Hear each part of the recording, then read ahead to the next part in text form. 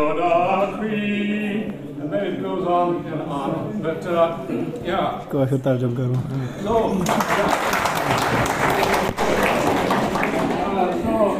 my hobby is singing. My hobby is my hobby is singing, and before coming to Japan and so forth, I didn't really do all that well at school in Japan, and at the college level, I still didn't do very well either until it got somewhat better after when in my fourth year I met a good advisor. But anyway, I cannot say I was all that successful in my undergrad education. So what did I do? I told you I was somewhat misadjusted in Japan. So I said I really want to go back to America. Okay, and then I went back to the United States and managed to get into this quite respectable, not Harvard or MIT, but a very decent university called University of Oregon, Physics, yes. And there I did much better than I used to do back in Japan. And I shouldn't blame Japan for this education in any way, because, well, it's all my fault that I didn't really manage to study very well in Japan.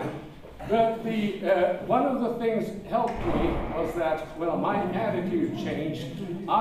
In Japan, and shifted to my thinking, also because I was more receptive to the American culture, but I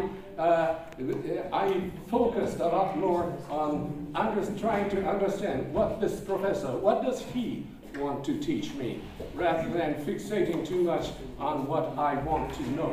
In a way, I became much more passive, but that change in attitude actually helped me succeed much better in school, and I did really quite well at the University of Oregon, and I'm very glad about that. Yes, and so the first advice I have to tell you. Well, this really depends on how you are as an individual. Maybe you are too independent, maybe you are too passive. In a way, I was too independent and dreamy as an undergrad. I changed my attitude once I changed my location, and that helped me become much more successful. So, number one, what I want to tell you,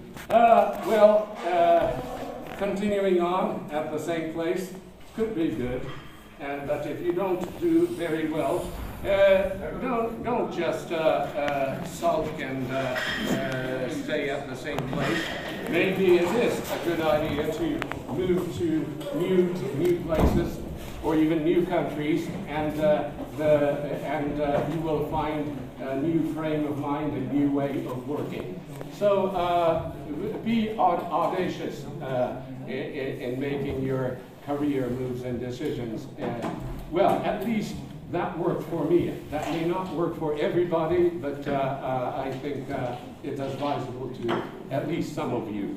Okay, so I was in graduate school, and I liked, in my cases, I liked tinkering with apparatus, and I was, as a teaching assistant, I made a simple nitrogen laser for the teaching lab, and that worked very well, and a professor noticed that, and he asked me whether I would like to do atomic and molecular physics, which is of course very strongly related to lasers, and I thought that might be a good idea, and so I started getting into his lab and working together with apparatus and doing basically tangible things.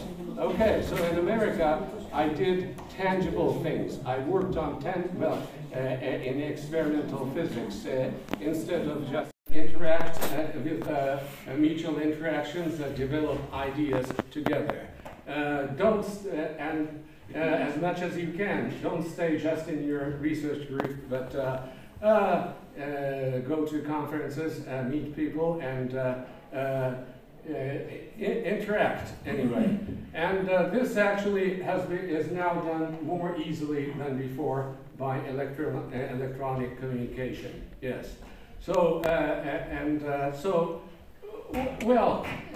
in doing professional research, what I consider to be most important is actually, well, hard work is important too, but even more important is good communication. Yes, that's,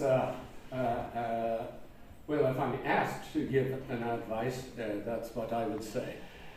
And so then after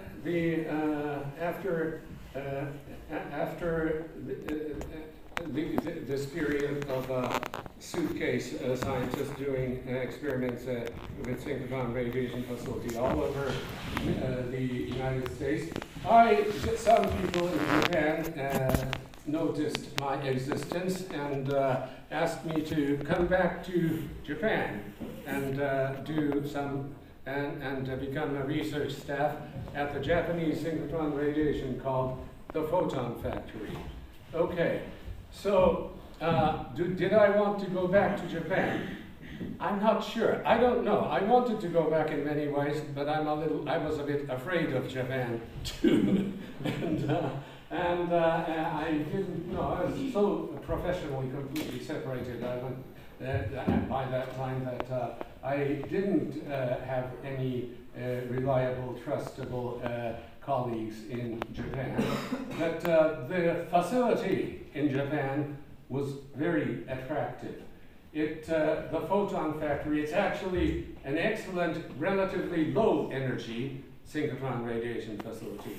The synchrotron radiation facility to be built at Argonne National Lab was very high energy synchrotron radiation facility. It can be good for various research in, well, scattering type research or trace element analysis or various things.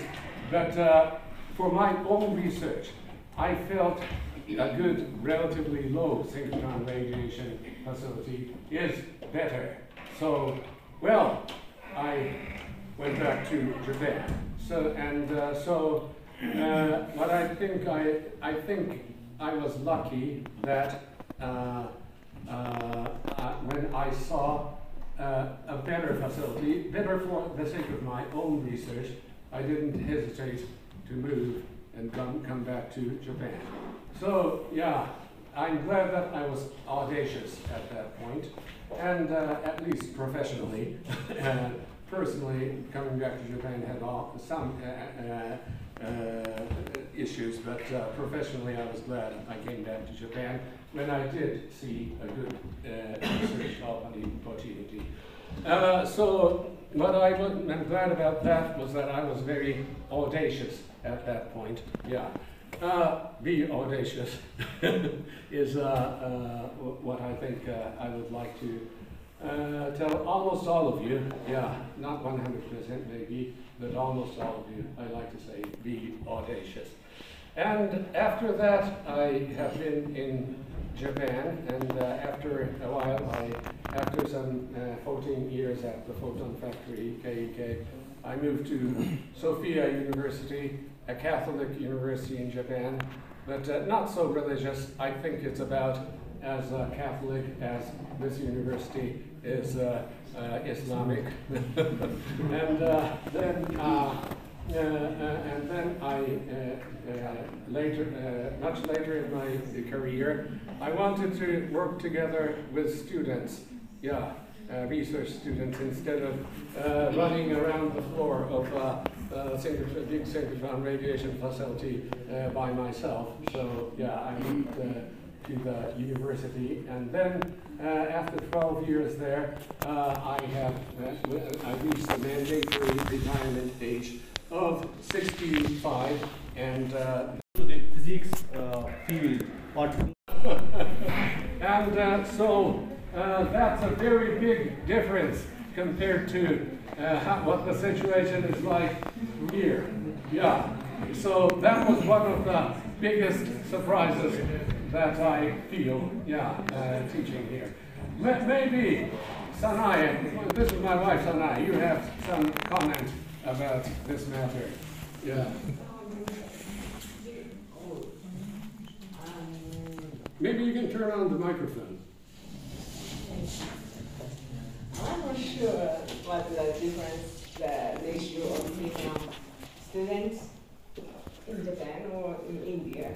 But since I've been living in Delhi for 1 year, I had some chances to see how the female students in IIT do in their life. I was amazed by their study, life of study, because I realized that most of them are very much focused on studying and at the same time they are good successors of Indian traditions such as Indian custom dancing and song. So I was just wondering where they have done what they've done to dance, or what more skills do they have besides studying. I was so much impressed by their performance. When necessary, the female students come just up to the stage and then show the audience their beautiful dancing or song when necessary. And it's just compared to the situation in Japan, female students are majoring in physics. Seldom do the same. They are just focusing on their study. So I just hope the female students in India can create a more fulfilling life in their future with their knowledge or the experience of study and research, as well as their skills, performance, or their creativity for their future.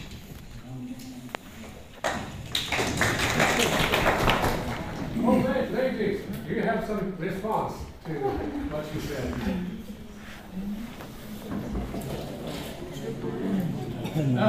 Dr. Nagi,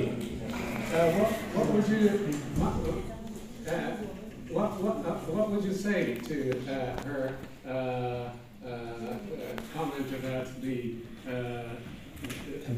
Indian ladies, particularly being good at traditional art and things while studying hard in the science departments?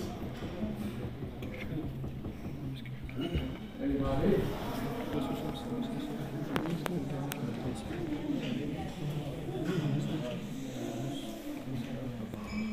No. Do you have to comment? Multi-talented, yes. I'm really impressed by that. Yes. Why is that? They are manageable. They can manage so many things at a time. They can manage education. They can manage so many tasks at a time. Yes. I'm generally impressed by the multitasking ability of the Indian people, but I think particularly women. Yes. Oh, that was a great to hear. Yeah. And, yes. Sir, I have a question. Actually, during my doctorate, I was working on the mostly protein biophysics part. Biophysics. Actually, I was using spectroscopy to determine the various structure of proteins, therapeutic proteins. They directly or indirectly are involved with different neurodegenerative disorders like Alzheimer's disease. Sir, I just want to know, if we talk about these synchrotron-based X-ray diffraction studies, X-ray, the scattering studies, or laser-based this spectroscopy. We use these radiation strategy also for determination of various structural elements in proteins, like primary structure, secondary and tertiary structure, or protein structure. And if there is some variation in the structure, Yes, of course. course, I have those too. When you are kind of depressed or you don't get along with your boss or friends and motivation gets low, well, there is no very clear, strong advice for that, other than, well, I would like you to keep your grades up and remember how you were,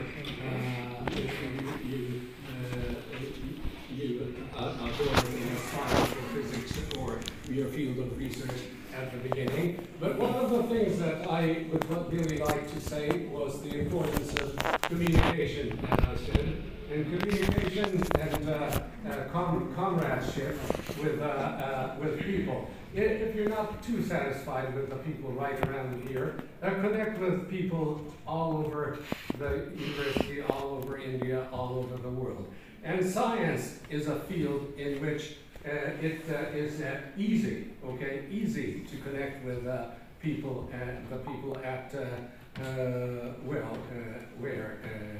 University of Illinois is doing you can just contact somebody at the University of Illinois doing research similar to what you're doing and pose some research question and ask what he thinks about. Or yes, so in your lows, my remedy is to be connected with people. And in India, sometimes I feel that the situation is so different, and I'm not doing anything meaningful or whatever, but